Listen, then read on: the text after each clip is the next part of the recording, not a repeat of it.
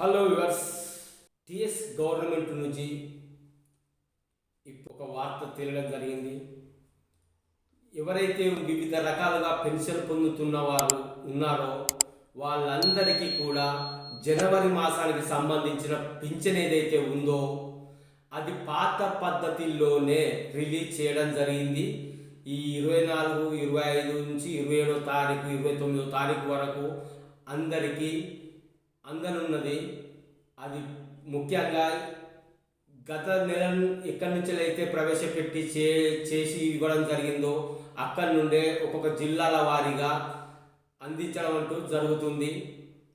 కాకపోతే ఏంటంటే ఇది ఏదైతే పద్ధతి పాత పద్ధతి ఉన్నదో పాతకు ఎంత అమౌంట్ అయితే వస్తుందో అదే విధంగా ఈ నెల కూడా ఇవ్వడం అంటూ జరుగుతుంది.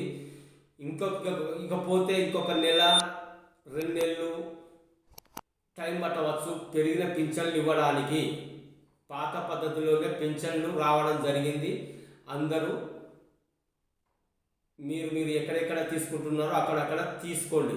పోస్ట్ ఆఫీస్లే కానీ బ్యాంకుల్లో కానీ తొందరపడకుండా మీకు పడలేదు మాకు ఇంకా రాలేదు అని ఎట్టి మాత్రం అనుకోకండి. ఖచ్చితంగా మీకు వచ్చే తీరుతుంది.